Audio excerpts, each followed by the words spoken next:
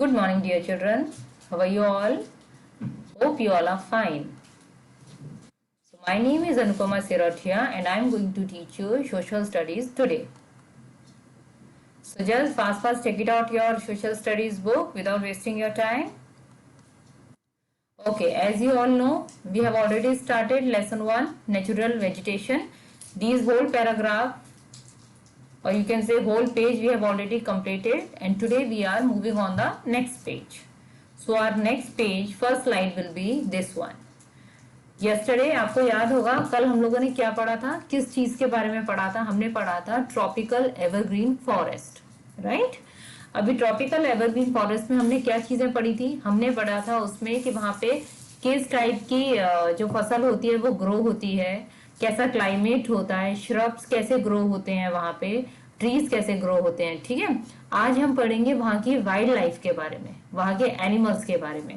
Now shall I start? Give me thumbs up. Okay, so in these forests, a great variety and a great deal of food for both large and small animals is found. इसका मतलब है कि इस type के forest में हर तरीके की variety, हर तरीके की, यू कैन से इट कि बहुत सारी वैरायटी का फूड मिलता है लार्ज और स्मॉल एनिमल्स दोनों के लिए। Tree dwelling animals, tree dwelling animals का मतलब होता है जो एनिमल्स ट्री पर रहते हैं। ठीक है, लाइक कौन कौन से एनिमल्स ट्री पे रहते हैं? Like monkeys, apes, squirrels, lizards, outnumber all others. Okay, so ये जो एनिमल्स होते हैं इनके लिए भी वहां पे बहुत सारी वैरायटी का फूड रहता है। और जो ग्राउंड लेवल पे रहते हैं that are called turtles, alligators, crocodiles and snakes are found. ऐसे टाइप के जो फॉरेस्ट होते हैं ट्रॉपिकल एवरग्रीन फॉरेस्ट, वहां पे इस टाइप के ग्राउंड लेवल पे रहने वाले एनिमल्स भी मिलते हैं। Near water courses and swam hippopotamus only in Africa. Now आपको याद होगा कि हम लोगों ने 4 रीजन ऐसे पढ़े थे जहां पर इस टाइप के फॉरेस्ट होते हैं। कौन कौन से थे अगर आपको रिमेम्बर हो? South Africa, south America, Indonesia and Malaysia. ये 4 रीजन ऐसे थे जहां पे ट्रॉपिकल एवरग्रीन फॉरेस्ट रहते हैं, मतलब मिलते हैं। सो इसमें कैसा है कि हिप्पोपोटामस जो है वो सिर्फ साउथ अफ्रीका में ही मिलता है, बहुत अच्छी वैरायटी में। ये फॉरेस्ट में हिप्पोपोटामस तो हर जगह मिलते हैं, लेकिन जो ये वाले हैं ट्रॉपिकल एवरग्रीन फॉरेस्ट में जो वाइल्ड लाइफ होती है वहां के हिप्पोपोटामस जो होते हैं they are found in South Africa mainly. Elephants and swine dominate. Many varieties of insects, ants, termites and spiders are also found. Okay, ये जो छोटे छोटे से इंसेक्ट भी होते हैं ये भी वहां पर पाए जाते हैं। कौन कौन से? Ends, termites. टर्माइट्स का मतलब होप आपको पता होगा, otherwise I am explain. Termites का मतलब होता है दीमक जो लकड़ी को खा जाती है, that is called termite. And spiders are also found. Other varieties of wildlife include leopards, jaguars, birds etcetera. So अब आपने देखा होगा इस पैराग्राफ में ऑलमोस्ट हर तरीके की वैरायटी के एनिमल्स आ गए जो ट्रॉपिकल एवरग्रीन फॉरेस्ट में पाए जाते हैं। ट्री ड्वेलिंग एनिमल्स भी आ गए इसमें, ग्राउंड लेवल वाले भी आ गए, बिग एनिमल्स भी आ गए इसमें लाइक एलिफेंट, हिप्पोपोटामस, और इसमें स्मॉल इंसेक्ट्स भी आ गए। तो 4 वैरायटी के एनिमल्स हैं, बर्ड्स हैं, इंसेक्ट हैं, वो ट्रॉपिकल एवरग्रीन फॉरेस्ट में पाए जाते हैं। ओके, तो come on the next paragraph. Okay, this one is the next paragraph. Tropical deciduous forest, जैसे हम लोगों ने अभी ट्रॉपिकल एवरग्रीन फॉरेस्ट पढ़ा था वैसे ही ये भी है। These forests are also called tropical monsoon forest. Tropical deciduous forest को दूसरे नाम से क्या बुलाया जाता है? Tropical monsoon forest.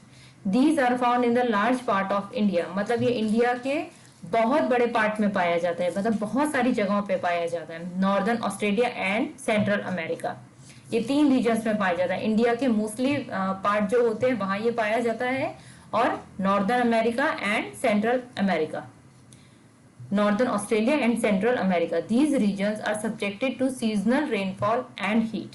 क्या मतलब हुआ है इसका? जैसे हमने पीछे पढ़ा था कि जो पीछे के 4 रीजन्स थे वहां पे कभी भी सूखा नहीं पड़ता है, हमेशा एवरग्रीन रहते हैं वो। पतझड़ भी उसमें, अगर किसी प्लांट में पतझड़ आ रहा होता है तो कहीं कहीं पे दूसरे ट्रीज ब्लॉसम होते हैं। ठीक है, लेकिन ये जो रीजन्स इसमें दिए हुए हैं, large part of India, northern Australia and central America, ये जो है इसमें सीजनल रेनफॉल होती है और सीजनल हीट होती है। मतलब कुछ मौसम बारिश के होते हैं, कुछ ठंडी के होते हैं, कुछ गर्मी के होते हैं। Okay, trees shed their leaves once in a year in the dry season to conserve water. मतलब इन सब रीजन्स में ट्रीज जो है अपनी लीव्स को शेड करती है, मतलब झड़ाती हैं साल में सिर्फ एक बार। कब? जब सूखा सीजन होता है। किस चीज के लिए झड़ाती हैं? टू कंजर्व वाटर, वाटर को जमा करने के लिए। The trees in tropical deciduous are of medium height and are not very dense. Okay, ये बहुत मीडियम हाइट के ही होते हैं और बहुत ज्यादा मतलब बड़े भी नहीं होते हैं, छोटे भी नहीं होते हैं, मतलब बहुत एवरेज हाइट के रहते हैं। The hardwood trees found in these forest are sal, teak, deodar, neem. मतलब हार्डवुड ट्रीज जिनसे हम फर्नीचर वगैरह बनाते हैं, ये सारे इन रीजन्स में मिलते हैं।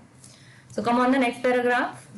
एंड शीशम, सी ये फॉरेस्ट में किस तरीके के ट्रीज मिलते हैं? साल, टीक, दियोदर, नीम एंड शीशम। इन सब का आपने नाम सुना होगा, जब हम लोग फर्नीचर बनवाते हैं तो इनकी लकड़ी हम लोग यूज करते हैं वहाँ। Hardwood trees are extremely useful for making furniture, जो मैंने अभी जस्ट बताया है मैंने कि फर्नीचर बनाने के काम आती है। और किस काम में आती है? For transport and construction materials.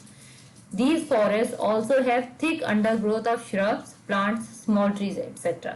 इसका मतलब है कि सिर्फ इस यही वाले बड़े बड़े ट्री नहीं मिलते हैं, ऐसे छोटे वाले श्रब, प्लांट, स्मॉल ट्रीज भी होते हैं। जैसे आप यहाँ पिक्चर में देख सकते हो कि ये पूरा फ्लावर से ही भरा हुआ है। छोटे छोटे श्रब्स भी हैं इसमें, छोटे छोटे ट्रीज भी हैं, प्लांट्स भी हैं। ठीक है, so children, this is all for today and your homework is you have to read these 2 paragraphs which I have explain you today in the class में जो एक्सप्लेनेशन हुई है, इसको आप एक और बार पढ़ोगे तो आपको ज्यादा अच्छे से समझ आएगा। So this is your homework, please read these 2 paragraphs and tomorrow we will continue with more information. Okay children, bye bye, have a nice day ahead.